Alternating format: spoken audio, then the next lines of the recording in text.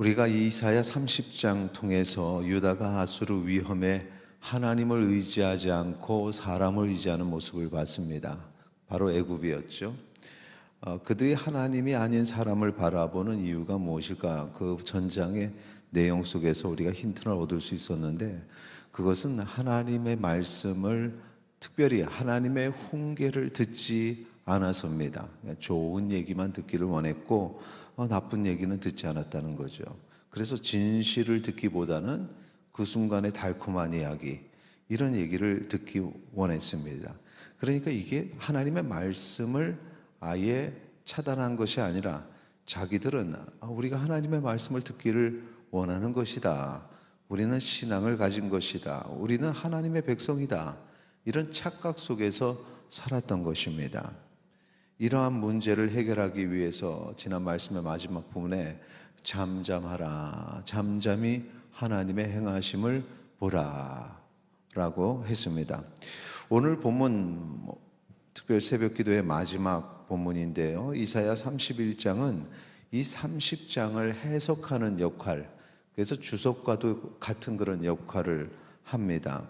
그 안에 담겨진 의미를 우리가 오늘 발견하기를 원하는데, 다시 한번 살펴보죠. 1절 말씀 같이 읽겠습니다. 1절입니다.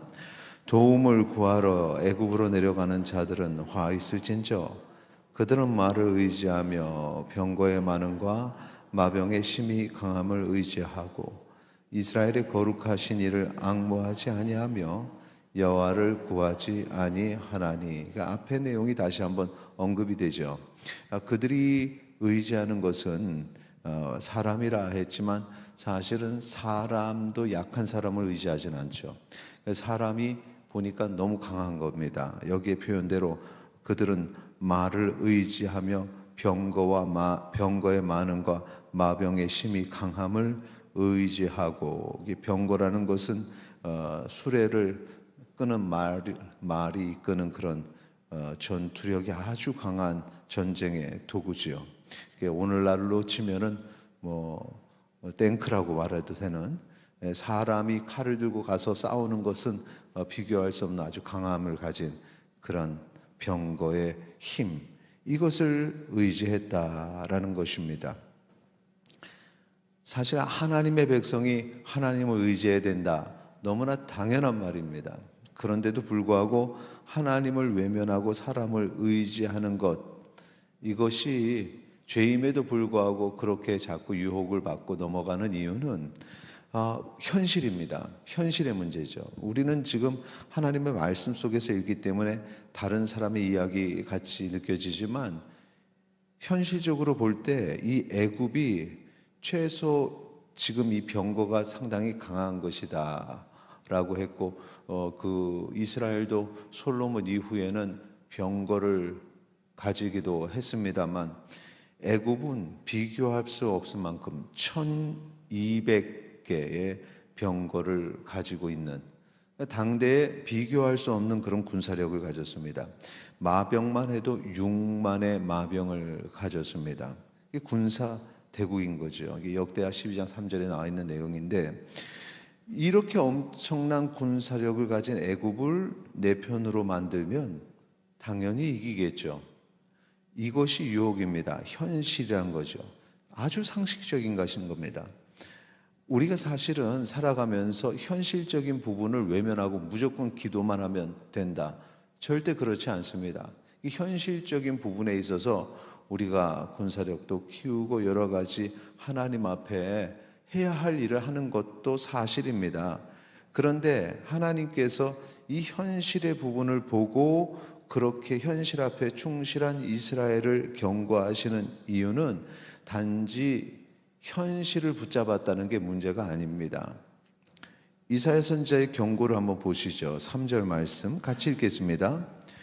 애굽은 사람이요 신이 아니며 그들의 말들은 육체요 영이 아니라 여호와께서 그의 손을 펴시면 돕는 자도 넘어지며 도움을 받는 자도 엎드러져서 다 함께 멸망하리라. 자, 여기에 보면은 왜 문제가 되는지를 알 수 있는 힌트가 있죠. 단지 현실적인 문제에 최선을 다하고 지혜를 모아서 협약을 하고 그래서 군사 협약을 통해서 위기를 헤쳐나가겠다, 이 정도가 아니라 애굽을 신격화하는 겁니다. 그러니까 하나님만큼 믿는 거죠. 더 나아가서 하나님보다 더 위에 두는 그런 이스라엘의 행태, 심지어는 애굽이 가진 그 군사력, 바로 병거를 끄는 말들, 그리고 그 말 위에 올라타서 싸우니, 그러니까 맨손으로 싸우는 그냥 사람보다는 강한 그 말들을 생각할 때도 아주 위대하게 보는 것입니다. 사람이 자기보다 강하기 때문에 이 강한 존재들 앞에서는 한없이 약해지고, 한없이 약해지니까 그 대상들을 높이는 거죠. 높이다 보니까 하나님, 그리고 하나님보다 더 위에 높이는 겁니다. 그래서 여기서 분명하게 가르쳐 주시는 거죠. 여호와께서 그의 손을 펴시면 이 돕는 자도 넘어지고 도움을 받는 자도 엎드러져 다 함께 멸망하는데 그걸 모르냐? 이걸 모른다는 거죠. 하나님보다도 더 힘이 있다.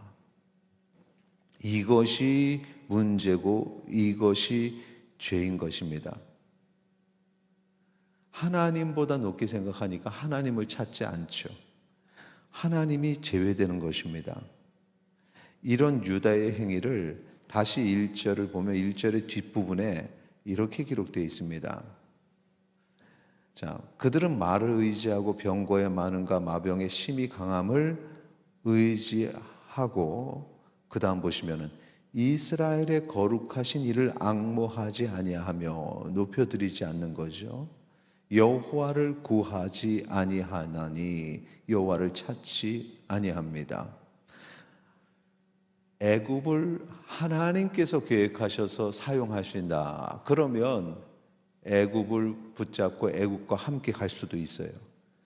중요한 건 뭐냐면 하나님의 뜻이 무엇이냐, 이걸 알아야 되는데 하나님의 뜻을 찾지 않고 여호와를 구하지 않고 내 생각대로 한다, 이겁니다. 이것이 바로 하나님을 거역하는 행위다. 6절에 보니까 이스라엘 자손들아 너희는 심히 거역하던 자에게로 돌아오라. 하나님으로부터 떠났죠. 거역했습니다. 하나님을 대적하는 행위를 했던 것입니다. 자, 아무리 애굽이 강해 보이더라도 우리는 그들이 우리와 같은 인간이다라는 사실을 넘어서면 안 되죠. 그리고 인간을 하나님보다 더 신뢰해서는 안 됩니다. 아무리 상식적으로 합리적으로 맞는 생각이라 할지라도 그 모든 일들을 주관하시는 하나님의 능력을 깨닫고 인정하고 하나님께 여쭈어봐서 하나님의 계획 속에서 이런 일을 해 나가야 되는 것입니다. 오늘 일상의 삶 속에서 우리가 하나님의 뜻을 찾는 것, 하나님이 원하시는 일들을 찾는 것, 그것이 하나님의 원하시는 가장 우선되는 것입니다. 그 속에서 모든 일들을 합리적으로 이끌어 나가야 된다라는 것입니다. 하나님이 가장 강하심을 고백하는 우리의 모습이 되기를 소망합니다. 우리의 일상의 삶들 속에 하나님께서 분명히 역사하고 계시고 계획하고 계신다는 사실을 기억하시기 바랍니다. 많은 사람들이 착각하는 것이 위대하신 하나님을 체험하겠다고 초자연적인 현상만 바라는 사람들이 있어요. 그것도 잘못됐다는 것입니다.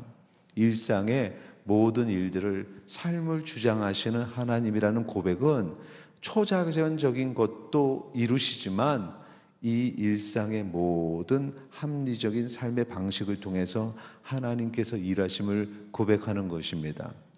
그 속에 하나님의 이 인자하신 손길과 계획하심을 발견하고 깨닫게 되기를 소망합니다.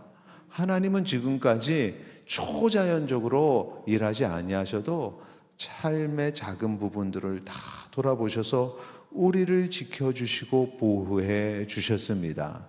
그것을 깨닫게 되기를 소망합니다. 5절 말씀 함께 읽겠습니다. 5절입니다. 새가 날개치며 그 새끼를 보호한 같이 나 만군의 여호와가 예루살렘을 보호할 것이라. 그것을 호위하며 건지며 뛰어넘어 구원하리라 하셨느니라. 아멘. 자, 이전에도 그랬고 이후에도 그랬습니다. 특별히 여기서 내가 남한군의 여호와가 예루살렘을 보호할 것이야 라고 얘기하는 이유는 이제 너희들이 떠났는데 돌아와라. 돌아오면 예전과 같이 너희들을 내가 다시 보호해 줄 거야. 너희를 버리지 않았어 라는 부분을 강조하기 위해서 말씀하시는 겁니다. 이전과 이후에 그리고 지금 이 순간에도 우리를 보호하시는 하나님의 손길을 깨닫기를 소망합니다. 내가 한 게 아닙니다. 내가 나를 스스로 보호한 게 아닙니다. 일상의 삶 속에서 내가 모든 것을 이룬 것이 아닙니다. 하나님께서 주장하시고 이끄셨습니다. 때로는 사람들의 도움의 손길을 주셨습니다. 사람이 도와준 게 아닙니다. 하나님께서 그들을 통해서 이끌어 주셨습니다.